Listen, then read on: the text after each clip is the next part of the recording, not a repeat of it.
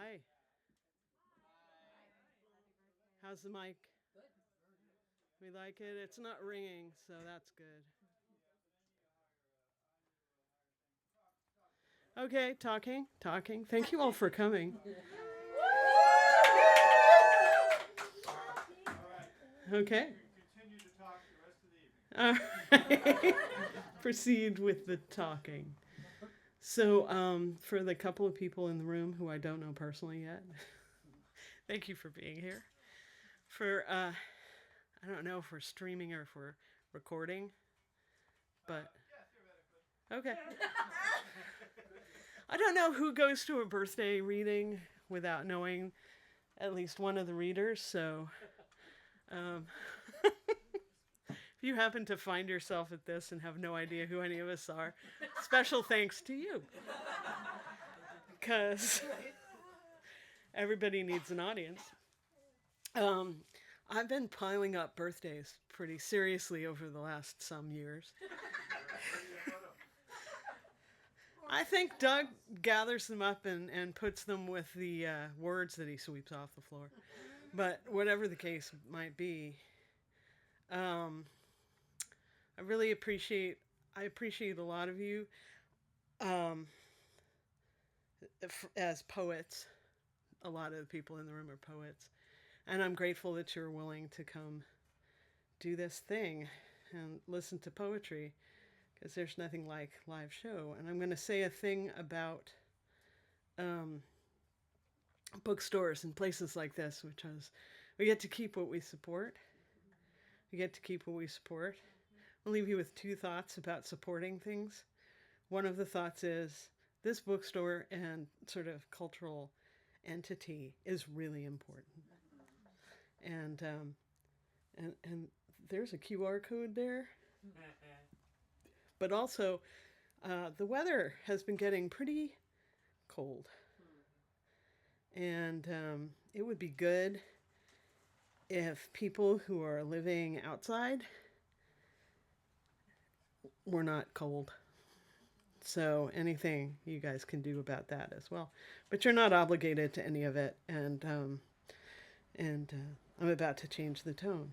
So our first poet, Hyeji Lee, I met because of our friend Isaiah, and who is also one of the students who's probably going to be seriously impacted by the shift for CCA.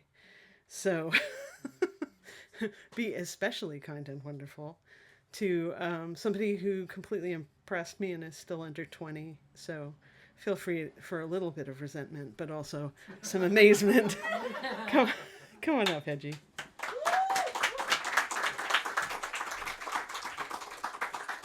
I'm allowed to sit if I need to, correct? Oh, wow. That just got really loud. Yeah, you're fine. Hi! How is everyone tonight?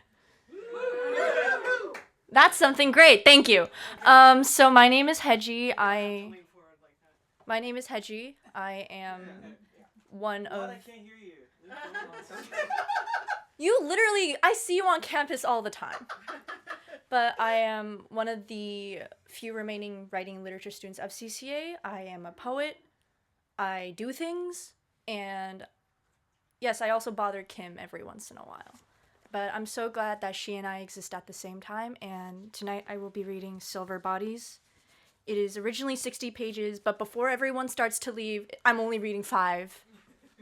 And so, yes, I will be reading an excerpt from Silver Bodies. Reverberating jawbones growl inside of the throat. Teeth, tongue, saliva, salvation. I suddenly can't stop crying. Nudge me with your head and use your hands to wipe away tears. Teeth, 20, tongue, saliva, 60, salvation. You are so angry, angry, angry, and there is nothing waiting for you beyond this but me.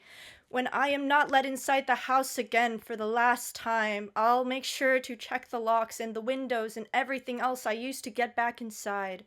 quietly and softly.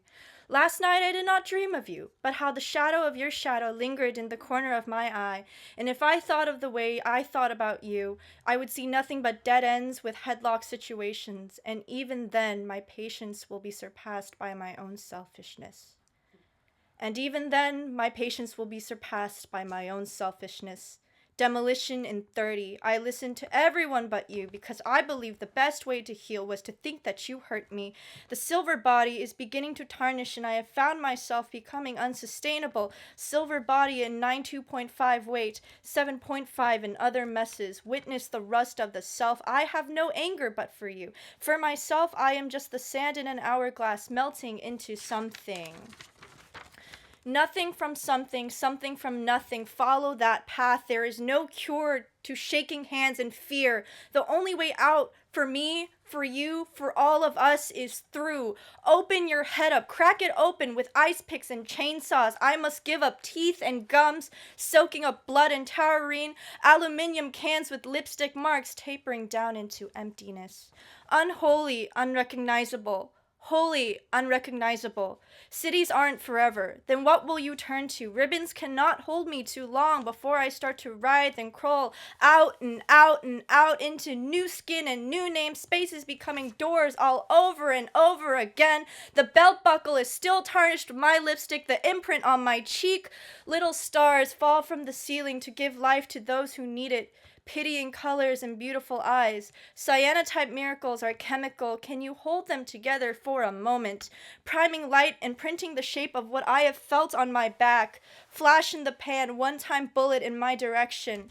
Hold the textured grip and slide your pinky over the magazine. Back and forth. Point, aim, shoot. Ruined by inability, staying still, still and soft, no matter how much you work, they can't bear to place bleeding cuts on your hands. See this, read this. There is a room out in the small port city of Pohang, South Korea. It holds pity and purity. The water doesn't run and the vinyl floors need to be cleaned. Dust-covered countertops whispering that quiet shame. Silver-bodied mannequins, smooth and iconoclastic in non-commercial ways. From 45 to 55, I will always change shape or form, and you will always have things to carry. I'll tell people what I saw in you, and you can tell people how I was. Red line crossing over the blue ones to prove that I can set it straight and neat. There is nowhere to run off to. Instead, I must face what the world has done, what it has left me. A slowing body and crashing ribs, they shift a little to the left with just the right sound. The heart pinches from the back before lifting into my throat. My mannequin body has grown soft with flesh and blood. Something this warm has never felt real to me. You have never been warmer than when you were my best kept secret. My biggest mistake was thinking that I could be what I wanted to be, you, and maybe not trusting my own judgment. To be divine is to bow down to what hurts you. That favorite story is the one I forget. Is it too late to say anything about it? Is it too late to say that I did doubt it? Is it too late to say that I never doubted it? One way or another, I will dig my messy bitten nails into what I want and I will have it. Until I have forgiven myself and startled you, I cannot take my hands off my eyes, covered in lace veils and silvered bodies. All I see is what is unholy and unrecognizable, the wholly unrecognizable. Restriction and conviction go hand in hand when dissecting the truth of what makes a person. Self-control is a virtue that you can only hear about, and they go far out to papers and pens. There is plenty of room for me to undo the lock that hangs around my neck. It can only weigh me down for so long. The cage is being worn down by nearly broken teeth, all the way down to the nerve. My conscience presses into my already weak ribs, preventing me from breathing any more than I should. I do it anyway. In the drawer, a small key and tooth sit there, waiting to be used. I can't hear you over the sounds of my incomplete body, needing to hear my own thoughts tell me that I'm right. I want you to witness me striking every single match in the box. Do not underestimate the strength of numbers. 34, 56, 78, 90, 12, tasting pure fluid and pitchers of water turning redder and redder. The rattling is real and it will scare you. And once again, my silver body has finally started to crumble and hit the ground in violent ways. And I still believe in you, my dear Parrish, more than I have ever had faith in myself. And I will not prove myself to you. I have never been your god, but that silver-bodied idol, the mannequin's dilemma, is my testament, not human enough, but too human to be an object. With the last of the body losing its head in the weight of silver, the bell tolls for the first time. To the parish of unseeing eyes and non-hearing ears, you have had your last meal. The time is nigh, and you must make a choice. To my lambs and the wolves that have become their backs, you have had the last breath of air. Mannequin, silver, body, hold on for now. The silver bodies are looming, about to crash into the ground. And from dust thou art, and to dust thou shalt return. I have never shed a single tear for anyone who has been a part of my deconstructed. So I proved it to you. Numbers, letters, convictions, and all. Throwing out an arm and the tooth, clinking keys. The dogs of God bark through the streets, racing down winding alley roads with that blazing fire, torching houses, tearing down debris. Spring is coming, and I want you to need me back. And a cruel God comes walking under the April sun. Thank you.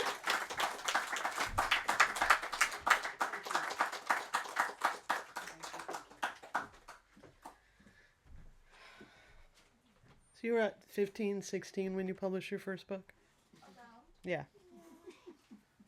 Just saying. Our next reader is Lauren Ito, who I met at the Mechanics Institute, where she had come to hear tango and met me, and we're now working on a book together. So come on up. Lauren Ito. Big noise for Lauren Ito.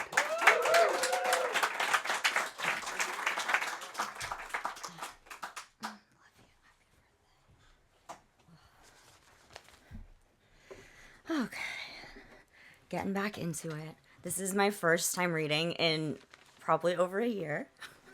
Everything is new, which I'm very excited about.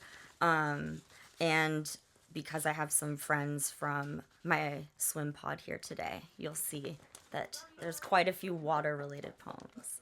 This first one is Saltwater Siren. Sea crystals shimmer in my hair, born of abalone, iridescent cradle, lulled by tides into consciousness, awakened. Full moon conjures swells that polish shards, birthing sand, nudging oyster until pearl arises. We are all made of stardust, transmuted by sea, held together by water. Our power is more than a wave, for we are ocean. Thank you. Also, we can hold the applause till the very end, so that way I want to be mindful of time for all of the amazing poets for Kim's birthday. Thank you. This next one is called Summon.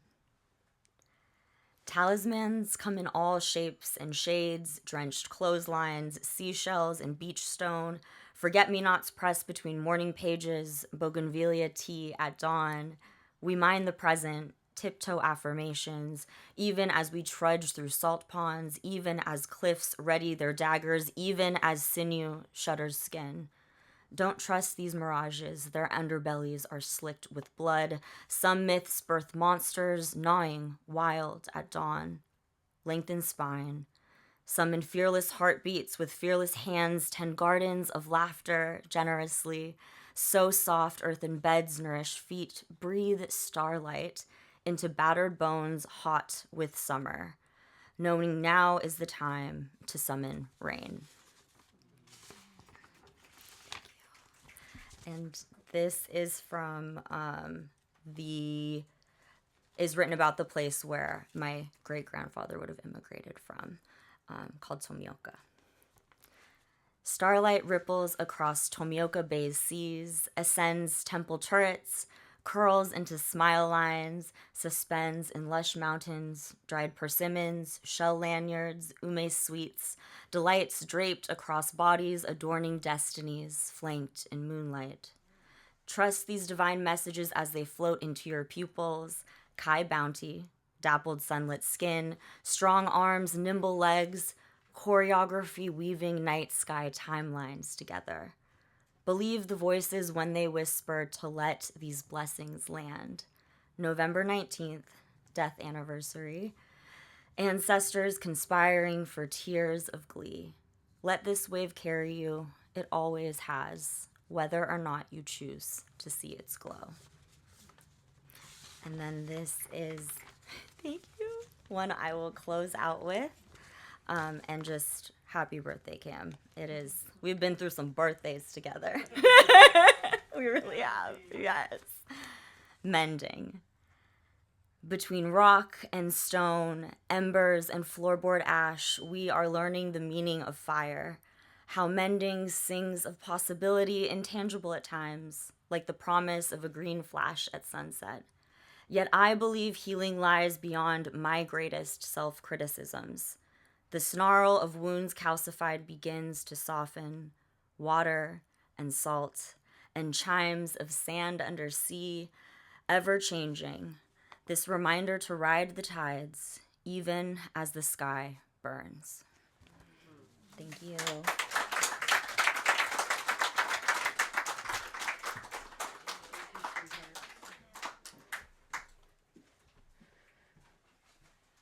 I don't think I'm going to try that again. On the outside without a hand on something. It was a little scary. I walked out of the house without my cane today is what happened. So I'm a little bit. Our next poet is K.R. Morrison, who I'm pretty sure I was introduced to by Paul Corman Roberts, as with many of the great things in my life. Some people will probably be wondering why Paul is not reading tonight, and it's because he's reading with me at the library later this month. So try to spread it around a little bit. But yeah, KR and I, mostly what we do is read poems and eat artichokes together. Welcome up.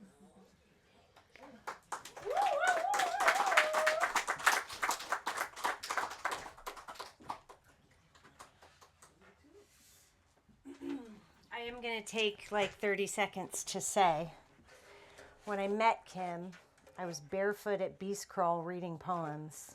That's right. And I had no idea I was about to spiral into a major dark night of the soul. And I was at that kitchen table during that dark night of the soul. And I always say, when my mom died, she sent my brothers partners and she sent me mothers. And she definitely, I think, aligned that. And being at that table and those artichokes and Doug, that's like one of my favorite nests. So I'm honored to be here and reading for you. Duh, I wouldn't be anywhere else. I'm going to do like the tech poets do, which I can't believe. I don't have a printer up here, so we'll see how this goes. This first one's called What's in a Tear. In the wailing of a newborn baby, I find the end. In the shedding of premature wounds, the end was a snake searching for a labyrinth overgrown with Eden. I search the apple, hungry for the roots of magnolia trees. In the wailing of a newborn baby, there are Old Testaments thirsty for prayers, for two hands weathered by lifetimes, rosaries chained to endings. Women can't afford to trust an ending. In the jaws of epilogues huffs a dragon, fire without majesty, too many skies and fights to choose. A woman harbors wombs in her stories, and in that darkness, endings conjure cycles searching for messengers. In the end, there are hurricanes that remember those wailing newborn babies. Wildfires, they flower in a serpent's uterus. In the wailing of a newborn baby, I hear horses thundering. In every tear, the horses are coming. Oh, you don't have to do that. Okay, so this one I wrote, and you were there, when we all were together in this new leadership, and we were all upset and sad and freaking out, and now we're right in the thick of it, in the belly of it. But I remember you like this, so I sort of revised it, and it's called Revolutionary Notes for the Poet in 2026. Salvage a wounded comrade from evil eye. Cauldron lady wounds into a boil. Blistering only monsters in three-piece, I mean two-party suits.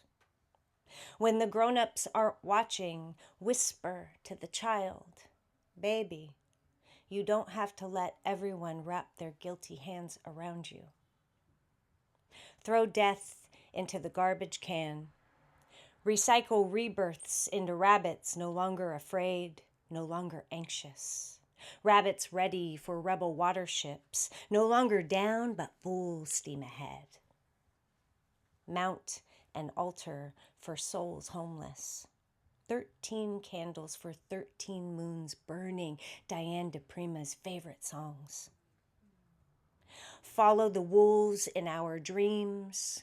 Return with deer bones and spears in our fists, blessed by Kalima and Lemurian seahorses.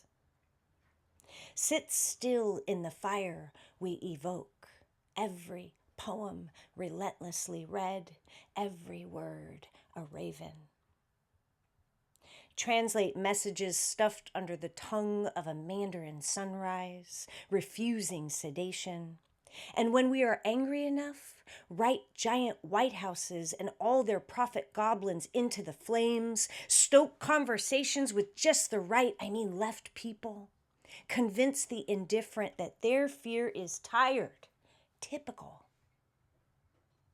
Manifest words that cut into the flesh of ignorance. From storms and havoc, may we salvage a stork from what's sterile. Deliver joy from wombs of our bitterness. Feed our weeds to the bluebirds who sing from the trees. The ride is supposed to be rough. It's how the wind conjures revolutionaries. Let me read just one more.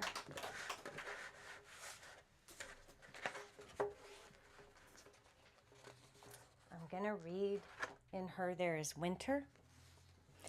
And then I'm going to get out of here. So. In her there is winter, bone mother and shadow sisters embodying ways of the raccoon. In her shelters, those Virgos, those who had to learn plans of the perpetrator. In her there is winter, night artists who enlist we instead of I. Pens and guitars and colors on caves that banish the encore. In her are children with tangles in their hair, snakes unraveling for rebirths, children detangling old narratives starring loss and deception. In her winter are children who shovel beside comrades searching for golden eggs, birthing more children who unlearn the ways of wounded adults, kids conjuring the liminal revolutionary languages, seeds of spring. Kim, happy birthday, I love you. Oh, that's a little spell there. Hey, don't drop spells. No scattering spells randomly. You've got to hire special cleaning people to get that off the floor.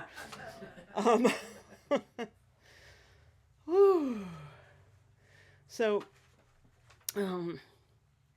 I kind of did this consciously, but it's fun listening to it unfold. There was a period of time up until well into my 50s that there were parts of the city that if I read there, I was the youngest person on the bill.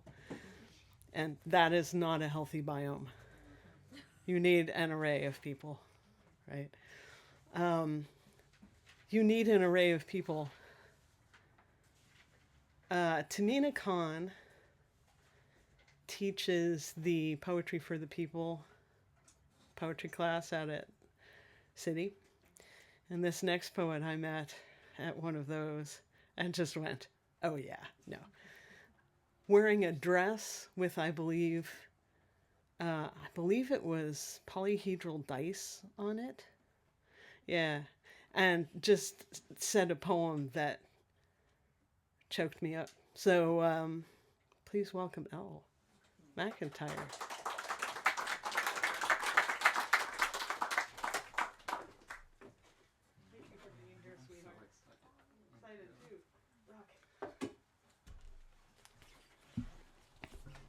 It was a dress entirely of D20s. Okay. And, well, dodecahedrons? But polyhedral dice. When I was invited to come here, Kim told me that when she gets invited to read places, she doesn't read her own poems, that she reads other people's poems. And it's fitting that you mentioned that dress, because I brought a poem by one of my mini Dungeons & Dragons characters. This is a poem written by the Ghost Orchid. She's a level 14 Soul Knife rogue. I'm sure that means a lot to everyone. You probably... Yeah, okay. Yeah. She's known for well-renowned capers such as the Deposit of Lord Gallatin's Reverse Fortune, the Ovation Island Holdup, and the Destruction of the Dolnatath Bridge. Miss Orchid resides in Loria Syrcanos and spends her time training the next generation of master burglars. In our delicate profession of burglary, there exists a spark. We are not alone in holding tight such brilliance. No. I believe all those who are masters of their craft possess this necessary ingredient. It is in this way that a burglar finds commonality with the shipwright who sails through the sky, the artificer, harnessing mysteries into simple, mundane provisions, the battlemaster even, studying an enemy with careful attention, silent respect, striking true only after achieving victory in their mind. Dear listener, other guides will hold your hand, leading you step by step by step. But all is for naught should you fail to journey without your spark. With your spark, I will welcome you into my retreat, invite you to open yourself to knowledge and drill, to success and failure, to share misery, certainly lessening its burden, to share eclat, certainly multiplying across its comrades, and yes, to meet and ale. Each bonded pair, just like the sides of golden dragons stacked high in the coffers of your mark. Try as you might, you cannot take half a coin. If these words do not ring true with you, sit with them yourself, and I hope you return with spark in hand. In our delicate profession of burglary, there exists intention.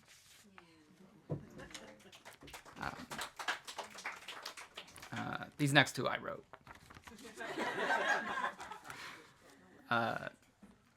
This is Sea Serpents 2. I'd like to tell you how I was at the beach, getting to know someone, that while lying on the blanket, my toes stretched into the sand and the warm sun, if just for a moment, it was blotted out of the sky by soft lips that bent down to mine. I'd like to tell you that time stood still, yet I could hear the waves continuing to lap across the surf. I'd like to tell you how pale skin welcomed olive, golden hair danced with fires and earths. Suspended in this moment, I want to tell you how each woman's embrace holds me. I'd like to tell you how the lover's arms held backs rising and falling, that hot breath filled the other as much as it does myself. It doesn't matter that she covers my eyes while golds push through, reflecting the light of my world. An infinite kaleidoscope unfurls as she tightens. Blood and light and darkness count together. My eyes waltz and swirl. I disappointed you the day that colors intertwined and formed their own bodies together and separate. Her hair, her hands, their mouths. There's so much I want to tell you, and yet.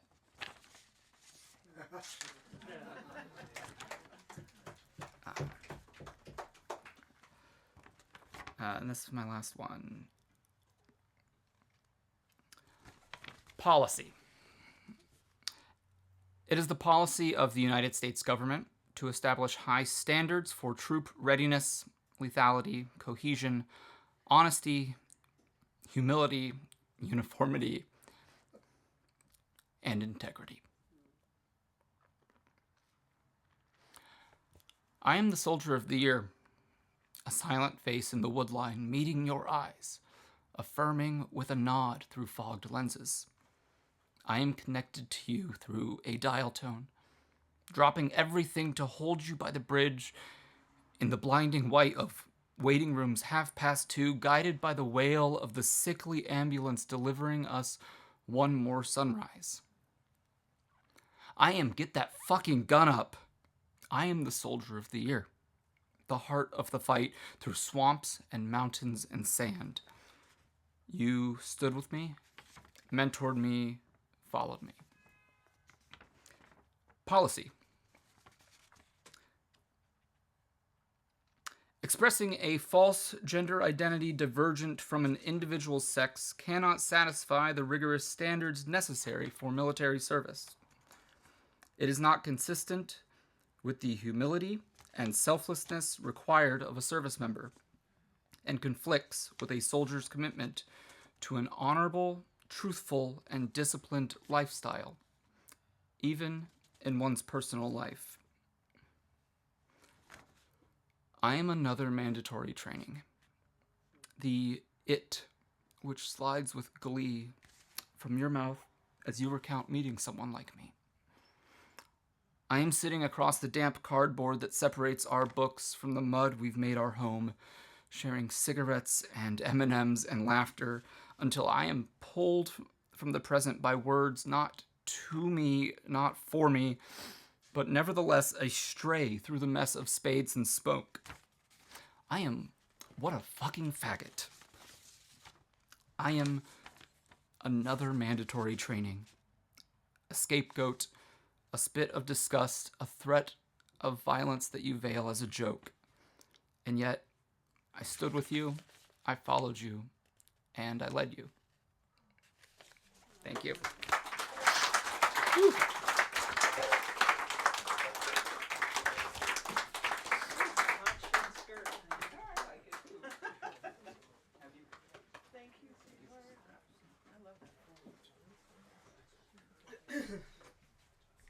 Hey, for those who don't know it already, if you stop being able to write a poem that makes you cry, quit. No shit. I think Paul introduced us as well. I'm not continuing to evoke Paul just to prove that I know men. We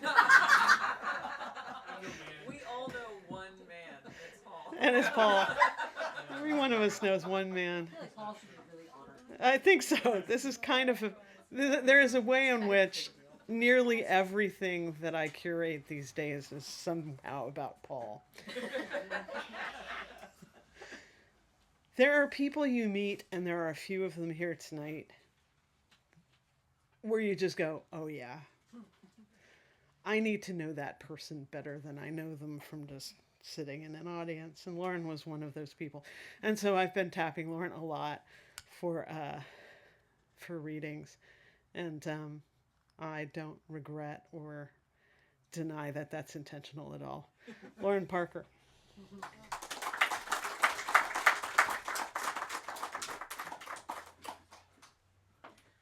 It's not hard to say yes. It's always an honor when Kim asks me to be a part of anything, because Kim is always doing amazing things. Happy birthday, Kim.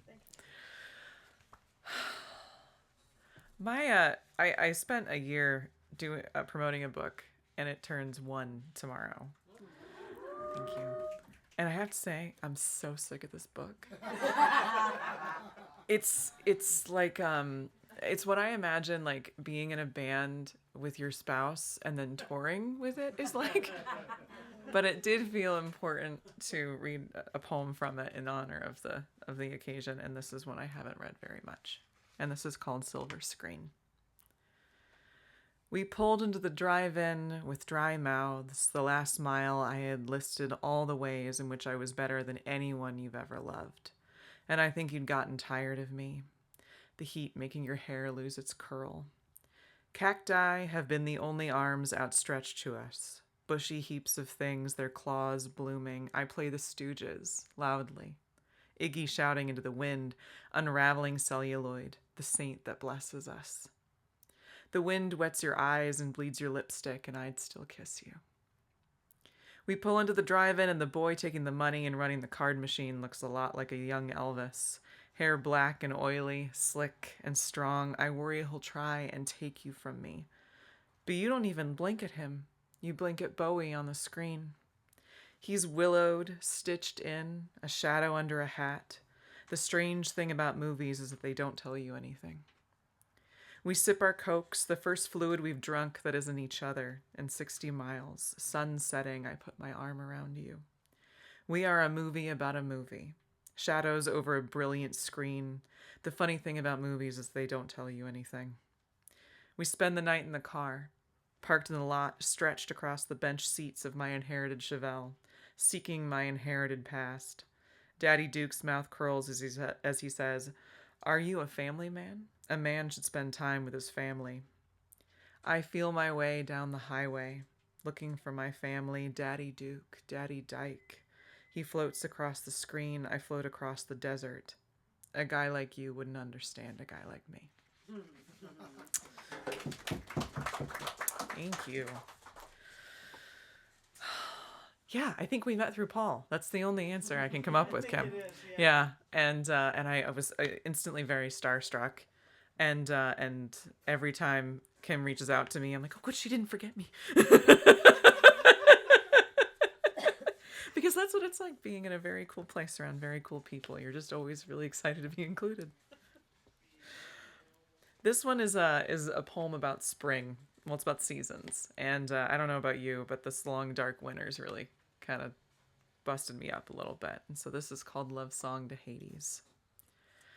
I have taken the raw, raked over earth, made it art, my hands pushing up lithe green of shoots, filling the swollen breasts of robins, the slicing call of the cardinal, the fluffy clenched fist of the clover flower, reaching upward, fingers coaxed into bloom.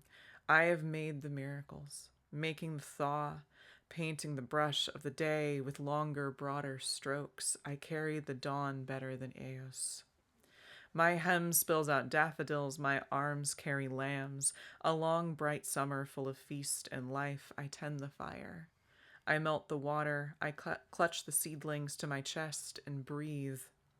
Without you, I protect. I fold my fingers around a mound, burying a seed, stirring the dirt, coaxing the embers of life into something that burns in poppy orange, sunflower yellow, rose red. I weave my hair like grain. And I look out at what I've taken from nothing, from sleep. I've curled at your feet, exhausted from work and life, ready to harden and freeze, shell of death and risen to watch the ducklings and calves pepper the hillside. I have changed the world again. I am coming home to you. It's the last thing that I do. It's the best thing that I do.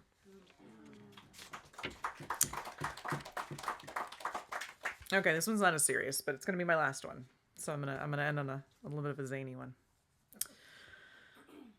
I know from all the work around poems that they are supposed to mean something. Even if that something is yelled with coffee breath at someone else as you bang your fist upon the table at a writing workshop that you saved up to go to, and you're going to make the most of, damn it. So let me start by saying that this poem is about rain falling. The rain fell as I counted 6 large rocks I kicked with my right toe before I tried a rock too big for my toes and too sharp for my feelings. And despite being angry already and being angrier still, I felt all the fire go out of me. I changed my mind. This poem is about sadness. Sadness is just anger you had already that wastes your time and the toes of your shoes. The anger I had already burned me awake in the mornings, and I paced the floor of our shitty apartment with the dog piss seeped deep into the carpet padding so we couldn't get it out, even though it wasn't our dogs, and it wasn't our piss, and it wasn't our carpet. But nevertheless, the stains were there. The smells were ours. We paid for them. Let me start again. This poem is actually about carpet maintenance. The carpet is where every speck of skin I shed and you shed and we shed all landed to keep the ones from before company. The carpet was angry with skin cells, in that they were there before and would be there after us and would continue to collect until someone ripped up the carpet or burned the place down. This poem is about loss. We lost each other and gained a carpet. When we lost each other, my life was brittle and vitamin deficient. The fire in my chest burned so hot, I was molten with molting, a volcano shedding crust. Journal entries were just lists of things you missed, bullet points of how I'd changed and you didn't see it. This poem is just a list. The list is now my past. It's a to-do list of what I have done or has been done to me. Grains of sand eroded and deposited, and I am now new current, new coral, new fish. This poem is actually about the ocean, which I now live near. I live near this ocean, and I have only been once, waded up to my waist to forget some new old love, and feeling the shifting of ground under me until I am just kicking against a tide. I do not care that it is cold. I do not care that my toes are numb and have kicked 6 large rocks. My scratched skin angry and throbbing, and the water soothes it. This poem is about how the cold kisses can be the best ones. Thank you all for having me. Thank you so much, Kim.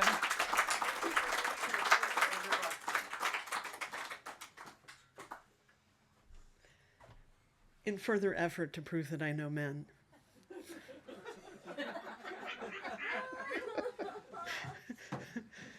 Alternately, here is a different form of poem that I have written in the form of my oldest child.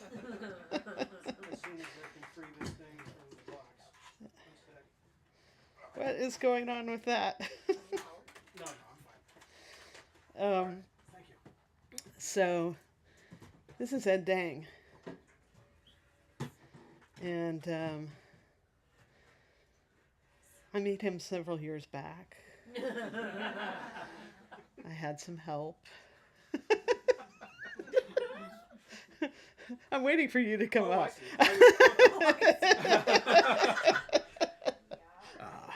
Love you. Thanks for being here, sweetheart. Thanks for inviting me. Hey, everybody. Yeah, we met through Paul too, right? No. No, I'm. You got some paperwork on you. Yeah, exactly. Thanks for letting me be half of why we failed the Bechdel test tonight.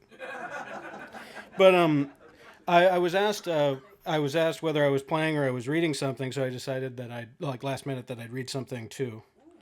I don't do poetry stuff very often, but sometimes you can't put stuff to music very easily, so I'm weaving myself a mask using careful over-understatements. Pokeweed and burlap. It can be hard to tell from a distance something to wear to the gig tonight. Eye holes painstakingly spaced. They tell me I need to interface with the audience. Some people are social butterflies. I'm a social submarine. Navigating deep, unfriendly waters with nothing but a prayer and a carpenter's level. My ears pop and I'm down again. 6-string security blanket hums me into a fugue state, eyes flashing behind my carefully arranged under-overstatements. And, yeah.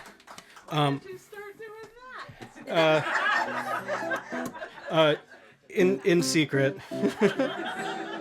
But, Some things you don't tell your mom. yeah, exactly, right? I have a couple. Can I do a couple? Yeah. Okay, sure. So this one is this one's called Little Acorn. Let me see. Am I in tune even? Okay, cool. Am I audible? Yeah. All right, awesome. Cool. This one is called Little Acorn. And it doesn't have any lyrics. It just kind of sounds like an acorn rolling.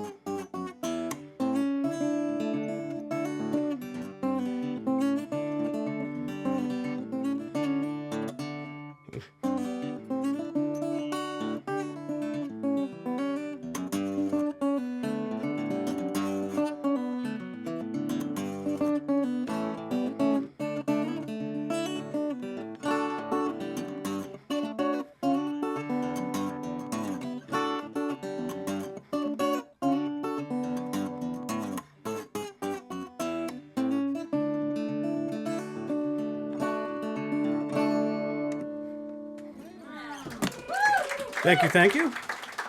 And this one's dark and thoughtful, and kind of sounded to me like somebody doing furtive and important lonely work. And being a student full time these days, I find myself doing that very much. But that's this one I'm kind of hesitantly calling The Lighthouse Keeper, because that's kind of furtive and lonely. I see kind of like a small little lantern going up stairs to a much larger light.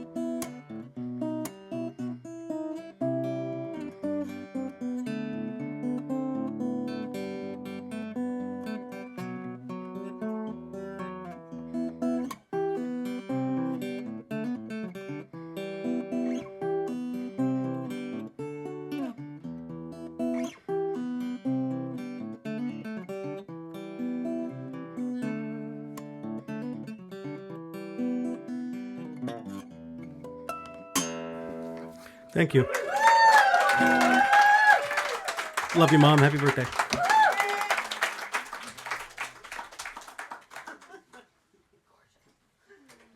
Oh, wow.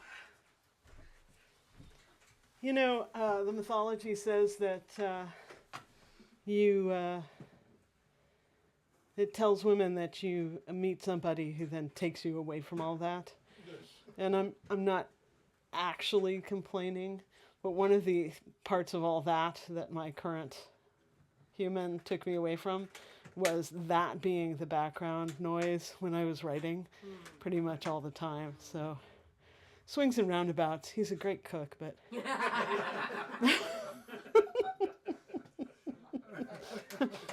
but there's no Ed playing background music anymore. unless I make him come to the house for dinner there. So, believe it or not, I will be reading a little bit, but we've got one more poet that I want to hear from. Once again, we really didn't meet because of Paul. Oh, sorry if that was bad. No, just the implications. You don't want to start rumors like that in the poetry community. Happy birthday, Mom. However, this next poet did get introduced to me by Paul. Marya Hornbacher.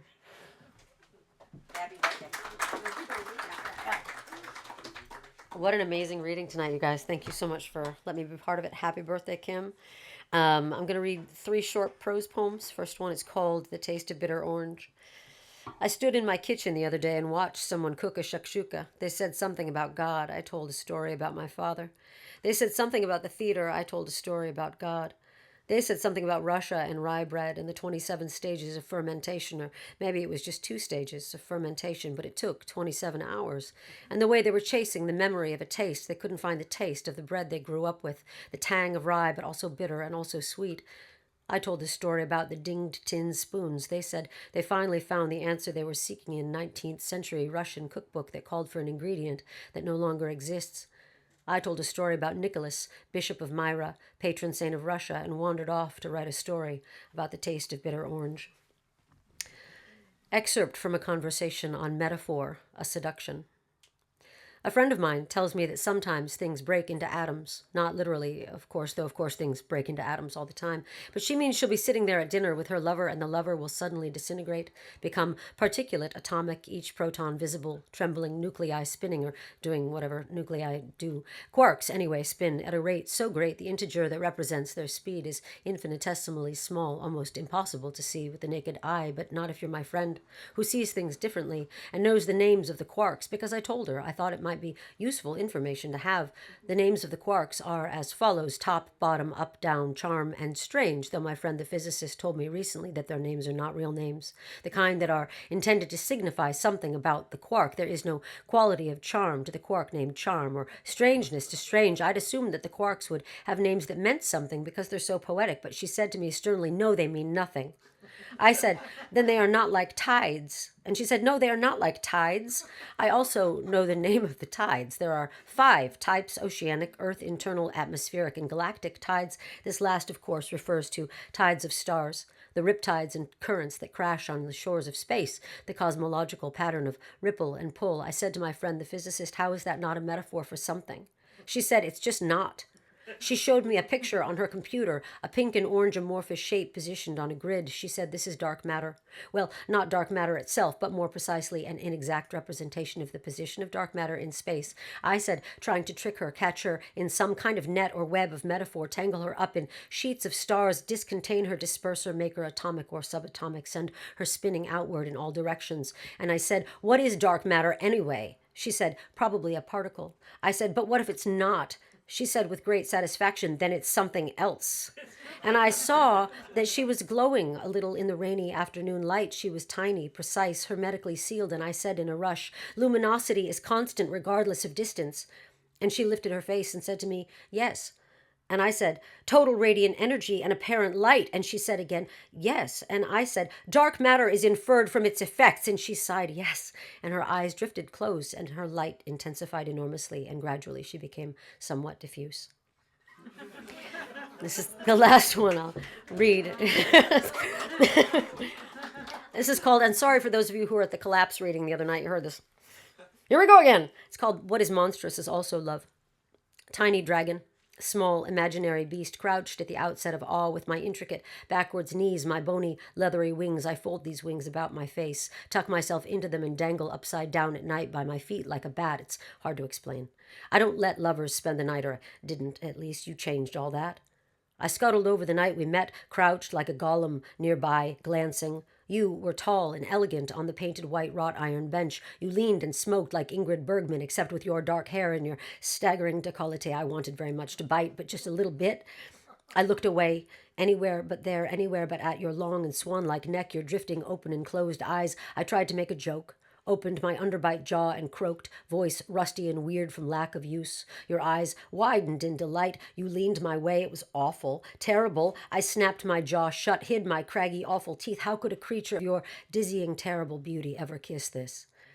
I stared at the rickety back staircase that led up to somewhere. I stared at the woman alone in her hat, bent over her beer. I stared at the sky. I curled up like a roly-poly bug for a second. You tilted your head like the RCA dog, listened to the sound of me wailing a weird, reedy tune, oboe, piccolo, Coltrane climbing the rafters to the heavens on the broken swinging ladder of his most perfect bent and soundless notes. Usually nobody hears it. It's too high for human ears. I sang my tiny song to soothe myself, but you heard. You did the tiny gasp. You made the shape with your lips that you make. It's almost like a smile, but a bow. If a bow was a laugh, if laughter was a current of sorrow so far below the surface no one could see it, the sound of water braiding with water, too sweet and low for human ears to hear, the sort of sound someone would make if they murmured into someone else's shoulder in sleep. You make it when you turn your face, close your eyes. Sometimes you cover your mouth when you do it. Sometimes you put your own fingers in your mouth. Sometimes I put my fingers in your mouth to help you hold onto your voice, to reach for the current of sadness like laughter, to feel the slippery bow of your lips. Last night in firelight you did it and cried out. I thought I'd hurt you with my terrible craggy teeth and my claws. You weren't hurt, you said, and held me harder than you ever have, and I whispered into your skin, I'm sorry. I won't hurt you. Don't let go.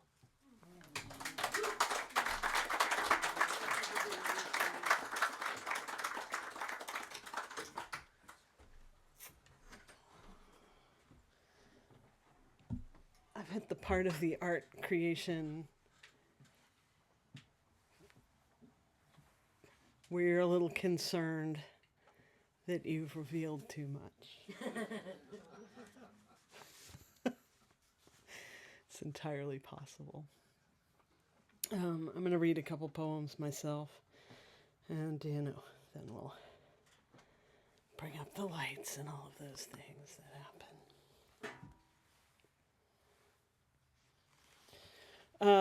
Every year for my birthday, I put together a little chapbook, and I give out a few of them. This year's one is called Decode a Ring in the Language of Flowers.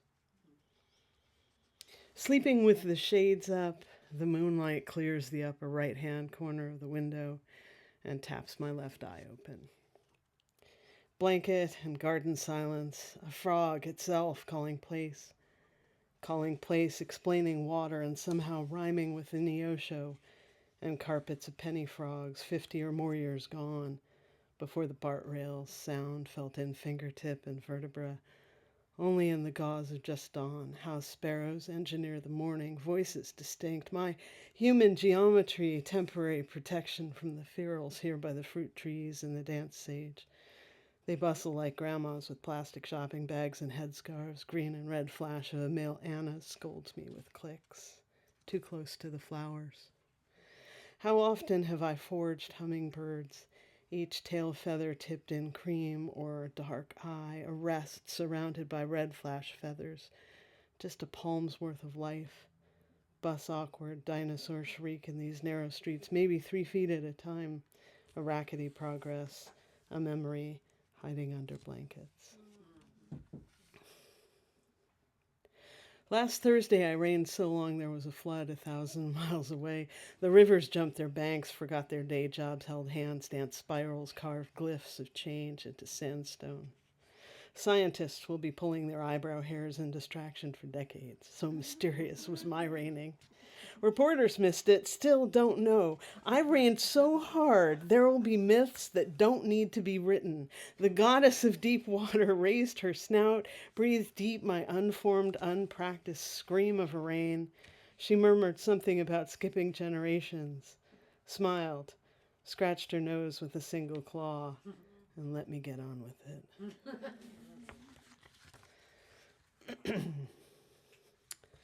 it.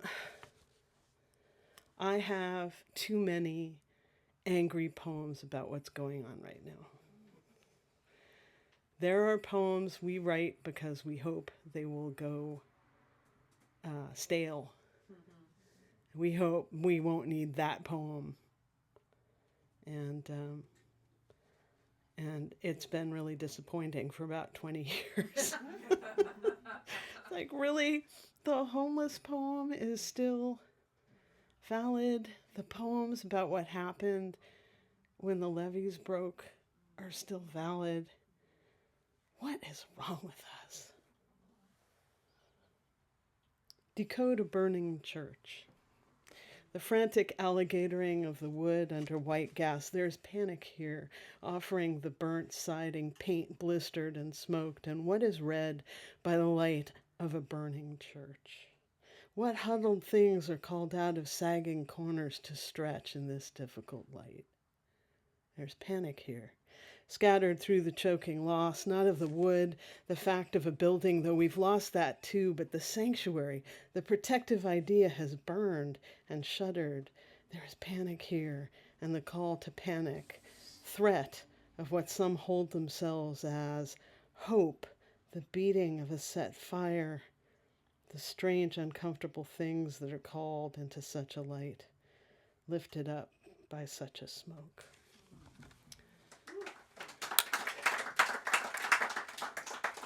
Thank you for helping me celebrate my birthday. I win. I get another year. And I absolutely I know that I love most of the people in this room. There are some of you that I don't know if I love you or not yet because I don't know you. Still working on that. And the people who might be watching from elsewhere, thank you for celebrating this with me. You just encouraged me too much. I am going to keep writing, so I hope that's not too big a problem. Thank you, Eric, once again. In this time of despair and difficulty, we get to keep what we support. Buy a book. Take care.